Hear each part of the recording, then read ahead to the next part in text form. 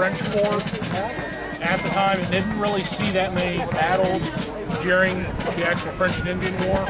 It was primarily a trading post for the French, gathering furs in this area, and was eventually ceded over to the British without a shot being fired. This was just a general reenactment of how tactics were fought during the French and Indian War. The Scots were hired and raised out of Scotland for use in North America. At that time, we were a mercenary troop. It was easily hired. They allowed us to wear the kilt. We would be under service to the British. The infantryman was issued a 75 caliber Brown Bess musket. This was a pattern gun, which means it wasn't necessarily made by one maker.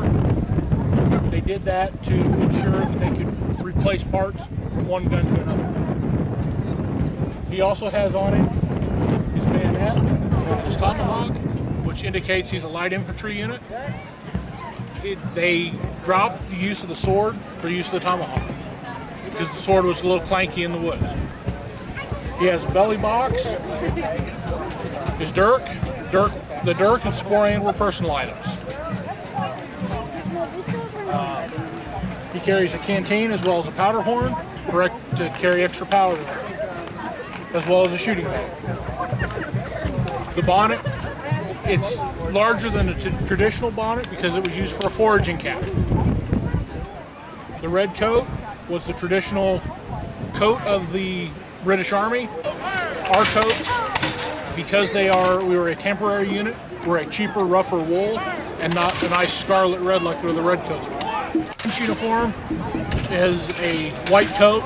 Depending on the facings, will depend whether they are artillery, a regular, a marine.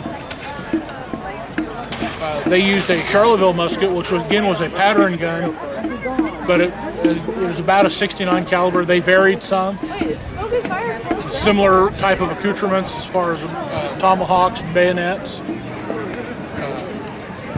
The French wore white because they were a papal country, and it showed their allegiance to the Pope. The British wore red because it was the cheapest color. It's always worth coming to. A lot of people aren't aware that this was part of New France.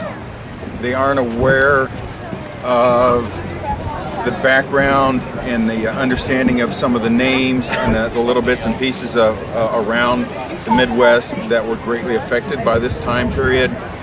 The most effective thing people can do is come up to anyone that's dressed out and ask questions.